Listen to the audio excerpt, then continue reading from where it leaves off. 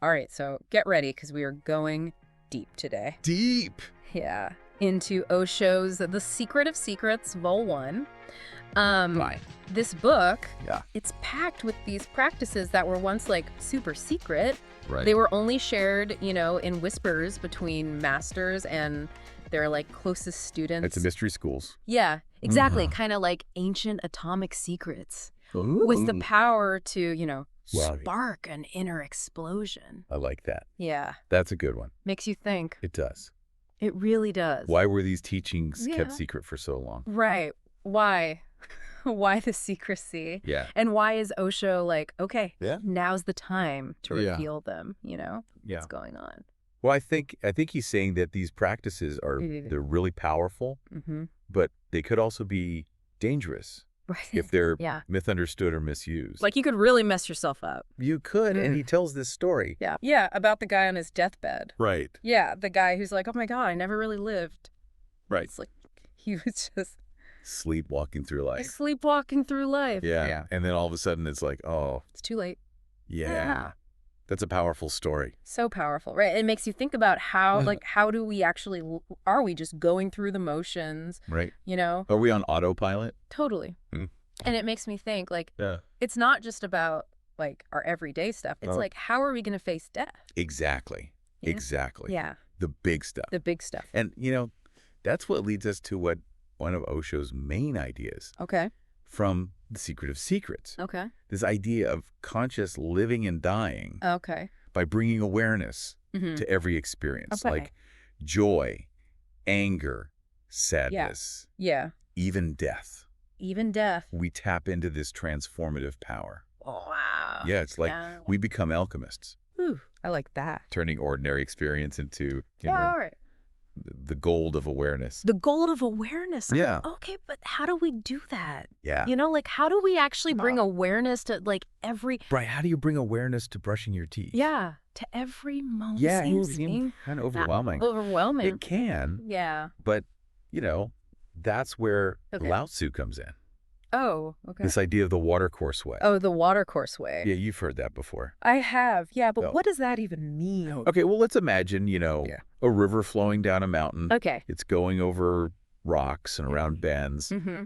It's encountering all these changes in elevation and all this, but it keeps moving. Right. It adapts to everything. It doesn't stop. It doesn't stop. It just keeps. It Yeah. keeps going. Yeah. It doesn't resist. It becomes the flow. Oh. That's the watercourse way. So being adaptable, not Yeah. trying to Or control everything. Not being rigid. Yeah. Yeah. Right. Going with the flow. Going with the flow. Okay. Yeah. So it's water, Mm-hmm. finds its way around all the obstacles. Right. We can too. We can too, yeah. Okay. Yeah, and it makes me think about that. Yeah. Osho connects this Okay. with another ancient text, The Secret of the Golden Flower. Oh, okay. Yeah. Okay. He seems to be saying that these same truths, Mm-hmm. they've been shared for a long Mhm. time. Yeah. In different ways Okay. throughout history. Okay. It's up to us to discover them, Mm-hmm. in ourselves. Right. So speaking of the secret of the golden flower, Yeah? can we talk about the golden flower itself? Sure. It seems like such a Yeah. powerful symbol It with is. our spiritual awakening, Yeah, so think of it this way. Yeah. The golden flower is like this Oh. hidden potential Mm-hmm. within us, Yeah. Right. just waiting to blossom. Blossom. Yeah, it represents like the culmination of, Okay. our inner work. It's not something we create. It's Yeah. something we uncover. Right. Yeah. Through self-awareness and practice. Exactly. Okay, so it's we're all walking around with this Incredible. incredible potential inside. Yeah.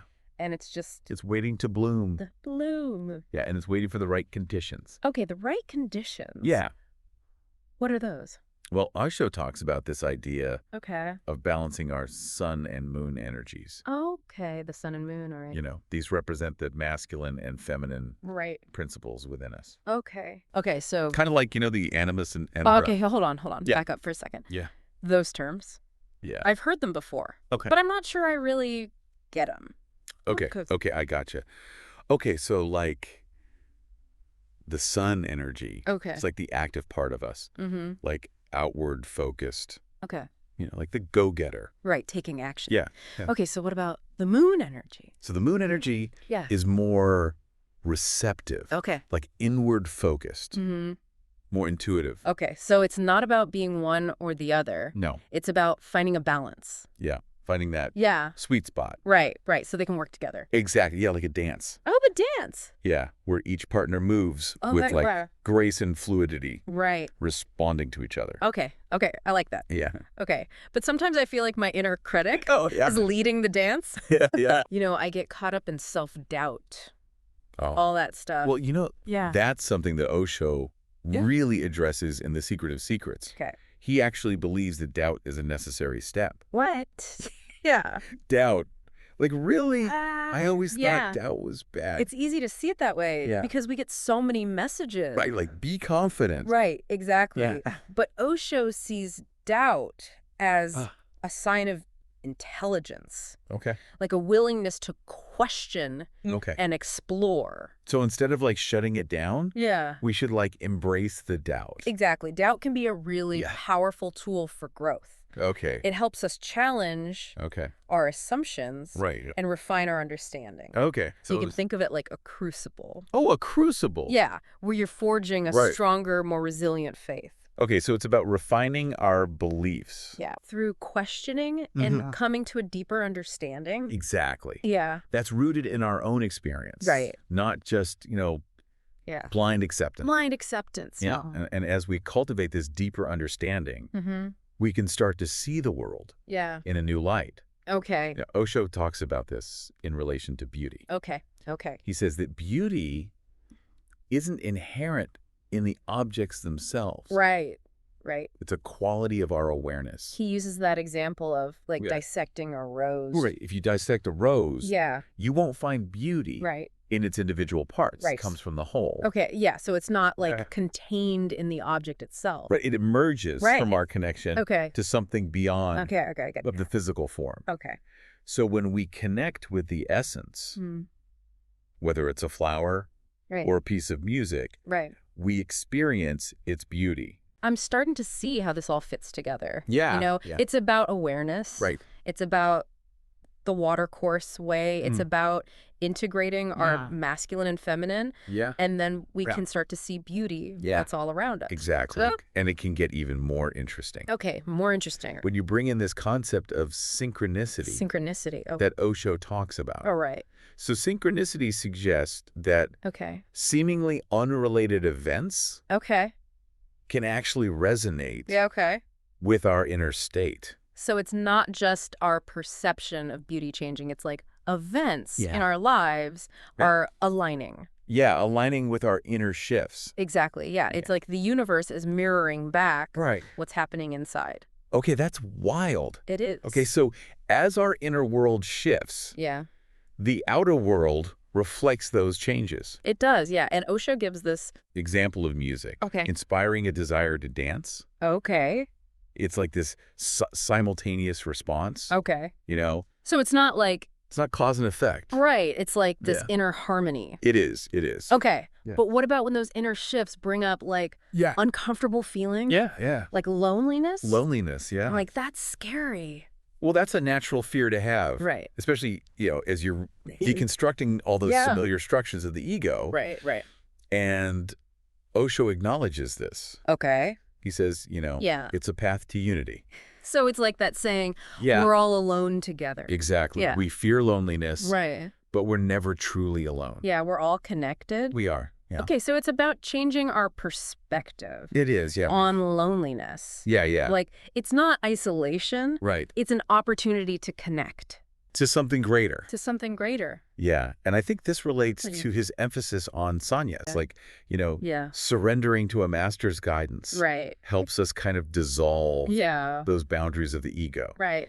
and awaken to our Right. true nature. So the master's like a mirror Yeah. reflecting back to us our potential. Exactly. Yeah. Showing us what's possible. Right. Yeah. And once we start to see that, Yeah. Yeah. that fullness, Mm-hmm. we realize that happiness Yeah. isn't something to be pursued or achieved. Right. It's a quality of our true nature. Right. And he challenges that idea He does. that happiness is selfish. Right. He says embrace it. Embrace happiness, okay? Without guilt. Okay. Yeah. But I find myself feeling more comfortable when I'm miserable. Really? Yeah. That's interesting. Yeah. Have you ever experienced that? I have. Yeah, it's like... Yeah, it's like a strange comfort. Yeah, there's a weird comfort in suffering. Right. Osho talks about this, right? Yes, yeah. He says people can feel good when miserable. Right. And miserable when blissful. It's true, yeah. It sounds crazy. It does, but it's like we get so used to identifying with our suffering Right. that when we actually experience joy, it's like, whoa. it can be like really foreign. Yeah, and even threatening. Right. It's like we've built our identity exactly on our pain. Yeah, and letting go of it. Yeah, it feels like losing a part of ourselves. Yeah. Right. Yeah, but as we become aware of this, you know, we can start to make that conscious choice to embrace joy over suffering. Speaking of breaking free from old patterns, he tells that story. Oh, yeah.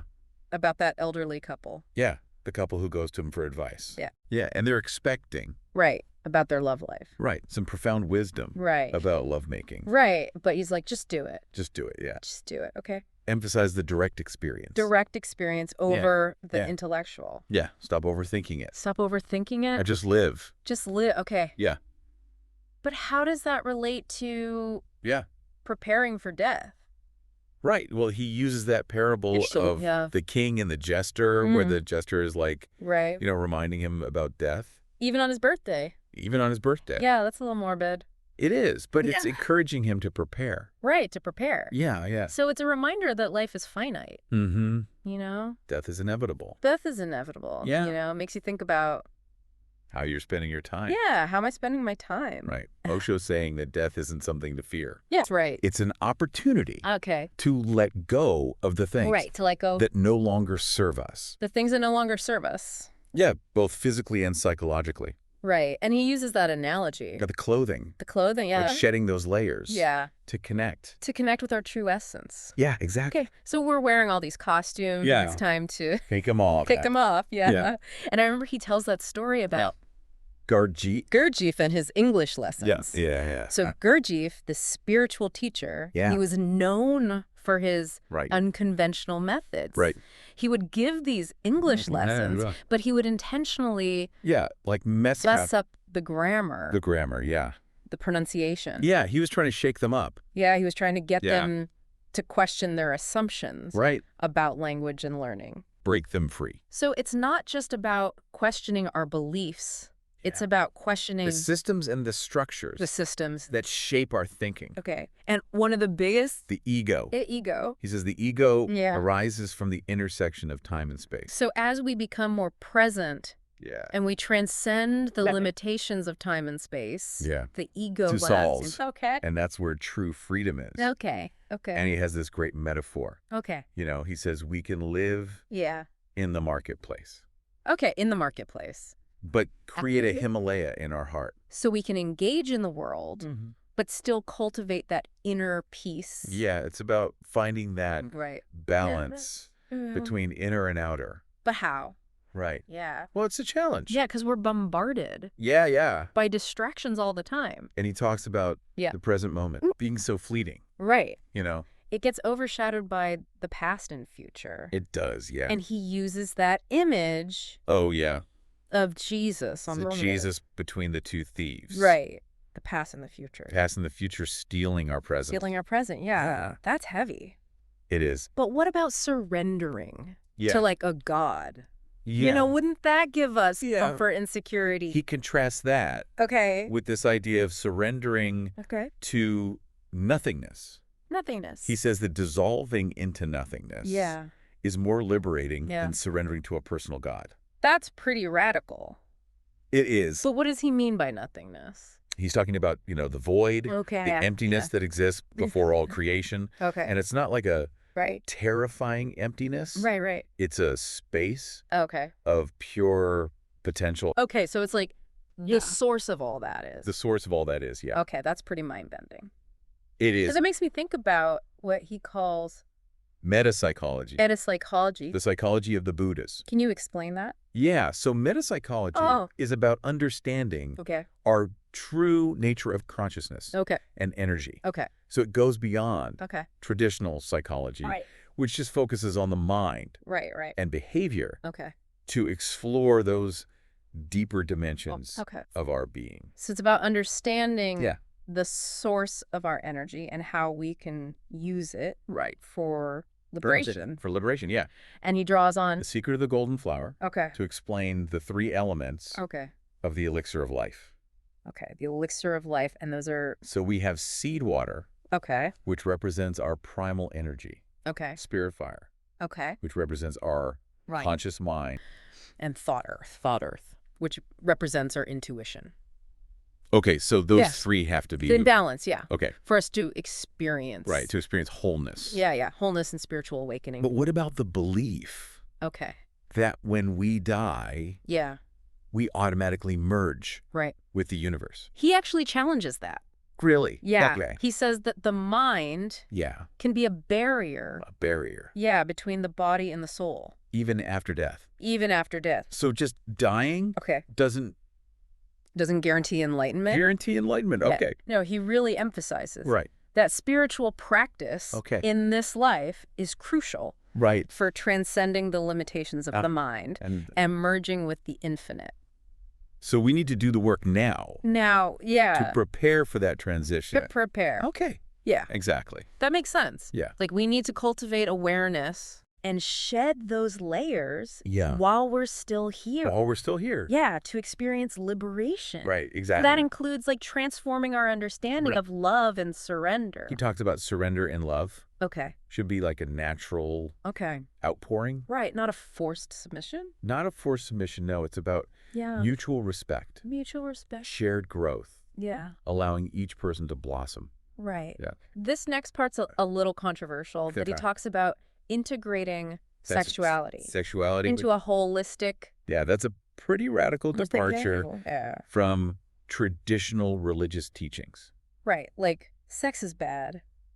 Yeah, he challenges that idea that sexuality is something to be suppressed. Suppressed or denied. Or denied, yeah. He sees it as a powerful force. A powerful force that can be harnessed. For spiritual growth. Right. So it's not about avoiding it. No. It's about transforming it. It's about transforming it, yeah. He talks about transforming sex into love. He does, yeah, through conscious awareness and meditative practice. That's a really interesting concept. It requires a lot of awareness and sensitivity. A lot of sensitivity, yeah. Yeah, and it's important to remember that, you know, his teachings on sexuality are... Controversial. It may not resonate with everyone. Moving on. Okay. I remember he gives advice to a man. Oh, yeah. Who's struggling with, like, sexual urges. Uh-huh. And he says... Redirect your energy inward. Yeah. And prepare for death. Yeah, prepare for death. Which seems a little extreme. Extreme? Yeah. But what's the message there? Well, I think he's emphasizing, you know, the importance of self-exploration and spiritual practice as we face, you know, the inevitability of death. Right. He's not saying repress the urges. Right. But channel that energy. Channel it. Yeah. Into something more fulfilling. Okay. So redirect... Towards a higher purpose. Towards a higher purpose. Okay, yeah. Yeah, and this reminds me of how he talks about the declining role of philosophy. In a world dominated by... Science and religion. Yeah, science and religion. Well, like, philosophy is... Like, where does it fit in? Yeah, where does it fit in? Yeah, he's observed that science is focused on the objective. Right. Religion's focused on the subject. So he's saying philosophy has to, like... Evolve. To bridge that gap. Yeah, find that... Okay, so it's not abandoning. It's like finding a new way to contribute to our understanding. Yeah, he's calling for a more holistic and integrated approach to knowledge. Right, okay. Yeah. And to illustrate that interconnectedness. He tells that story about Empress Wu. And the master. Fat Sing? Okay, remind me how that goes. Okay, so Empress Wu. She asks Fat Sing to demonstrate the interconnectedness of all things. Right. So Fat Sing, he places a candle. In the center of a room. Okay. Surrounded by mirrors. Okay. And he lights the candle. Okay. And the light is reflected. Okay. Infinitely in the mirrors. Right. Creating this dazzling display. Okay. Of interconnectedness. It's a beautiful metaphor. It is. Showing how everything is connected. Yeah, how each part reflects and influences every other part. Okay, and it's a reminder that we're not separate from the universe. We're an integral part of it. Yeah. And that brings us back full circle. Yeah, to the present moment. To the present moment. Osho reminds us that we often postpone joy. And indulge in suffering. Indulge in suffering. Yeah. Yeah. Yeah. Missing out on the fullness of life. Yeah. It's available right now. Right now, yeah. He's urging us to, break free from the tyranny of the past. The anxieties of the future. Embrace the present. Okay, but what about relationships? Relationships, yeah. Yeah, especially like the dynamics between men and women. Oh, he acknowledges that dance of attraction and repulsion that fuels those relationships. Okay. Yeah, and so it's not about avoiding the challenges. It's about learning to dance with them. Learning to dance with them. Gracefully. So embracing the full spectrum. The full spectrum. Of emotions. And experiences. Okay, and he described the feminine principle as rooted in the body. In the body. And the masculine. Driven by dreaming. Driven by dreaming. Yeah. Interesting. Yeah, and it's not to say that all men are dreamers and all women are grounded. Yeah. It's an archetypes that we all have. We all have regardless of gender. Regardless of gender. Right. Okay. Yeah, and he also acknowledges that, enduring mystery of the feminine. Yeah. And he suggests that men often struggle to understand women's intuitive, nonlinear nature. So we can't understand them. Yeah, not with our logical minds. We have to approach it with... with wonder and openness. Wonder and openness. Okay, I like that. Yeah. But what about when we get stuck in our suffering? Right, well, he says that we often use our misery to gain attention, sympathy, or a sense of superiority. Okay. It's like we're addicted. We get addicted to the drama. To the drama. Yeah. Okay, so it's not just... It's not just external factors. It's also internal rewards. Yeah, okay, so we have to break free from... Yeah, break free from the addiction to our own pain. Okay, and he says to support us in this journey of aligning with our true nature, we need to cultivate trust in existence itself. Trust in existence itself. He shares that story about the Sufi mystic Hassan, who claimed the entire existence as his master. So we don't need to look outside for guidance. Right. The wisdom we need is already here. It's already here. Okay. In every moment. It's about trusting. Yeah, trusting the flow. The flow. Yeah, and seeing every experience, even the challenging ones, as teachers. Okay. And he contrasts the soldier's desire to conquer with the sannyasin's willingness to be conquered by the divine. It's a real shift in perspective. Right. The soldier wants to control. Yeah, control and dominate. And the sannyasin's like... Surrender. Surrender. Yeah. Okay. So it's like the ego wants to conquer. Right. But the soul yearns to be conquered. By something greater. By something greater, yeah. Okay. Osho encourages us. Yeah. To let go of control. Yeah, okay. And open ourselves to the flow of grace. Okay, and to be present. Be present, yeah. The past and the future. Thieves. They're thieves. Stealing our present moment. Stealing our present, yeah. He uses that powerful image of... Jesus on the cross. Yeah, between the two thieves. Right. It's a reminder that we're constantly pulled away from the present moment. By our thoughts. By our thoughts, yeah. About the past and future. Right, but the past is gone. Right. The future hasn't happened yet. Right. The only moment we have is now. Is now. But this whole idea of embracing nothingness. Yeah. I mean, that's kind of intimidating. It can be a challenging concept. Yeah. But he emphasizes the transformative power of accepting nothingness as the ultimate reality. So it's the source of true freedom. Yeah, it's about letting go of our attachments to form. Right. And experiencing the boundless freedom. Okay, so we're shifting from a limited sense of self to a boundless sense of being. Right, realizing we're not separate from the universe. Part of it. We're part of it. Yeah. Okay, so how do we even begin? Right. Well, Osho emphasizes that religion, like science, is a form of experimentation. So we should approach it. Yeah, with that spirit of inquiry. And experimentation. So seeking knowledge. Yeah, through direct experience. Okay, so it's about trusting... our own inner guidance. Our own inner guidance. Yeah. But what about the role of religion? Right, well, he defines religion as, this human endeavor to transcend our limitations and connect with a higher reality. So it's about that longing to connect. That longing to connect, with something greater. Yeah. Okay. Yeah, it's about awakening to our true nature, Right. Yeah. realizing our potential for love, compassion, wisdom. But how do we reconcile that? Yeah. With the limitations of the ego. Well, he explains the ego as a protective mechanism, the hard shell of a seed, protecting the potential within. Okay. Right. So we can recognize the ego's value. Yeah. But still transcend its limitation. Okay. And he presents William Blake's perspective on religion as art. Oh, yeah, yeah. Like the creative process. It's about bringing the invisible into tangible form. Right. So spiritual practice isn't just like contemplation. Right. It's also about expressing our creativity. Okay. So it's bringing the invisible to the visible. To the visible. Manifesting the divine through our actions, our words, our creative expressions. So how does someone embody this creative spiritual life? Well, he describes a sannyasin as someone who contributes to the beauty and joy of the world.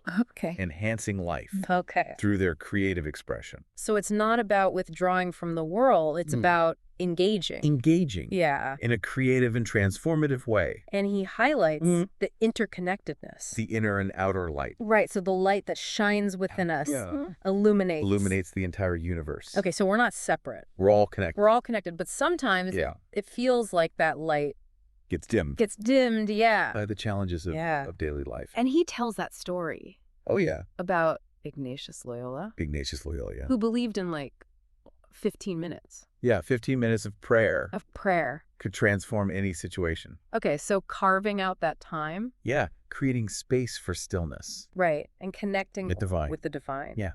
And he talks about mastering meditation. Mastering meditation, yeah. What's that? It's like reaching a state where, effortlessness and spontaneity become natural. So it's not about struggling to quiet the mind. Right, it's about letting meditation. Yeah, permeate every aspect of life. Okay. Yeah. So integrating it. Integrating it. Yeah.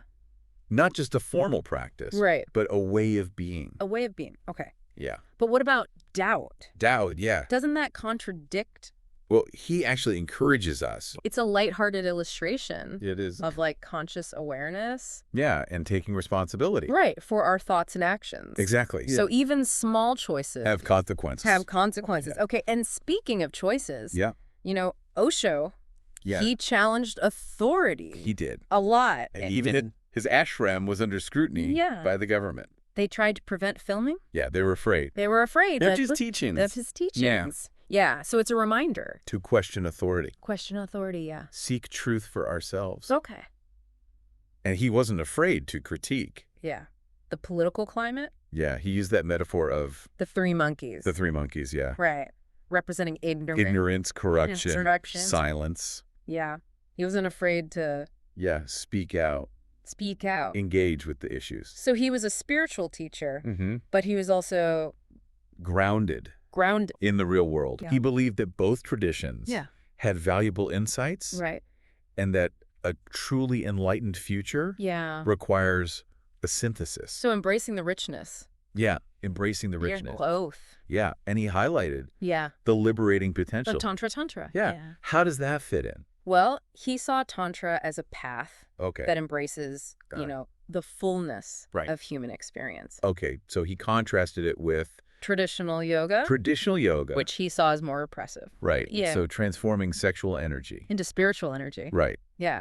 And he challenged the image. Oh, yeah. Of Mahatma Gandhi. He pointed out, Gandhi's struggles. With sexuality. And his exploration of Tantra. Okay, so he's saying even the most revered figures are human. They have their complexity. Yeah, don't put anyone... On a pedestal. No. And he was also an advocate for... Linguistic diversity. Yeah. He challenged the idea of imposing a single language. On a nation. Yeah. It's an act of violence. They believe. Language is a reflection of culture, identity. And that diversity should be... Celebrated. Preserved, yeah. Yeah. So unity... This should require uniformity. Or does it require uniformity, okay? No. And he refused to be limited. By tradition. He explored a wide range of spiritual teachings. Yeah. He believed that truth could be found in many places. Okay. Yeah, and he refused. To give special invitations. To politicians. To politicians. Yeah. He said everyone is equal. Everyone is equal, yeah. Rejecting hierarchy. Yeah. So true leadership. It comes from serving. Serving, not seeking power. Not seeking power over others. Right. And he used that story about the blind man. Oh, yeah, the blind man. With the lantern. Walking down a dark road. Right. With an extinguished lantern.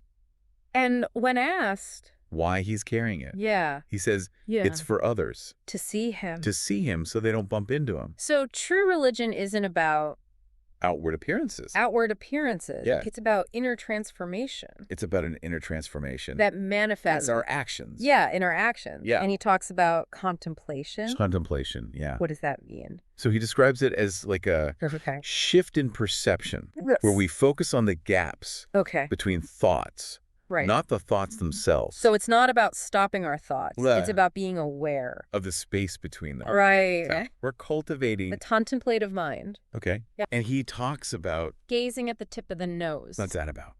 So he says it's a way to activate the third eye. And access those deeper states of consciousness. So relaxing. Yeah. Allowing the energy to flow. Exactly. Okay. But he also acknowledges, the challenge of dealing with persistent thoughts. During meditation. Right. It's like as you try to quiet the mind. Like get louder. Yeah, they're vying for attention. Okay, so how do we deal with that? Well, he encourages us to observe them. Okay. Without judgment. Okay. Without resistance. Okay. Allowing them to dissolve. So it's like recognizing thoughts are just thoughts. They're not who we are. Okay. Yeah. And making meditation. A daily practice. A daily practice. It's essential for modern life. Okay, it helps. Unclutter the mind.